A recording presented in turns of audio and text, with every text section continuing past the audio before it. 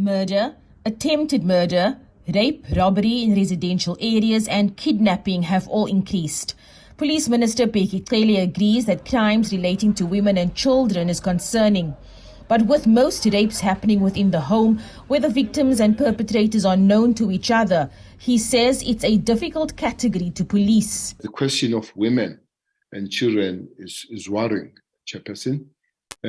But what is more worrying on that level, especially rape, including murders, Chair, it's an unpoliceable way of these things that are happening. I'm sure you did see on the rapes that almost more than 50% now, 50% of rapes happen in the houses of the people that are supposed to be safe in those particular houses. That also includes the murder, Chair. MPs say the picture is bleak. In 90 days, 11,000 rapes were committed. And now indicates that 90 rapes every day over this period. 90 days, 3 months, it means 100 children on every day. Children murdered per month. Murdered per month in our country. Some parties are questioning the veracity of the statistics. This as a reflection of the situation in South Africa. We saw earlier in this year the Auditor General specifics, discrepancy between statistics, certain crime statistics, the police, and what has been produced from different police stations. Most South Africans would say that this is not an accurate reflection of the situation, purely on the fact that most South Africans know that crime is underreported. These are the statistics to which we must refer. And as you've indicated, Chairperson, it is very clear that the government relevant departments, not just this, but all of its relevant departments, are failing in the social which causes of crime. Members of Parliament have given up hope. Should we conclude that the police are failing? Should we conclude that we'll forever live with these criminals in our communities?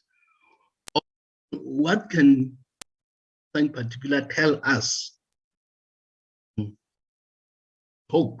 Let us, I think, for once at least admit that we've lost the war on crime in South Africa. The performance of the last 3 months tells us very clearly, Chairperson, that no matter what we are going to do, unless we bring a holistic approach to dealing with the large or high levels of crime in South Africa, we are doomed. There is no respect of police officers in South Africa.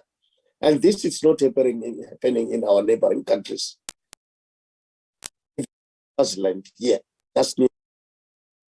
Officers are being respected. The biggest problem that we have in our police system is the police stations themselves, the status of the police stations, the tribalism that is there in the.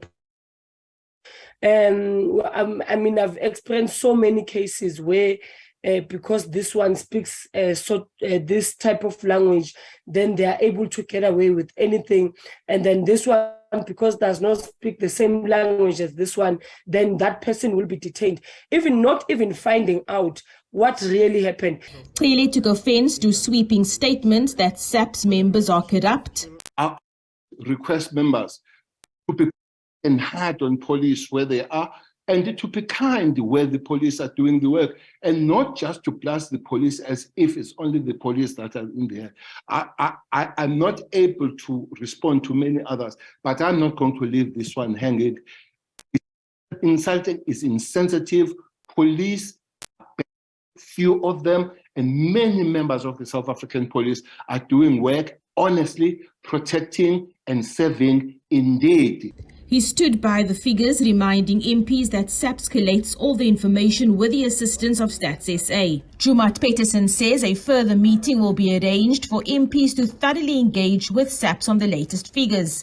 But she says SABC cannot solely be responsible for the high crime figures. She says all South Africans have to ask themselves very difficult questions and change their perception of how interpersonal violence is addressed. Abra Barbia, SABC News, Parliament.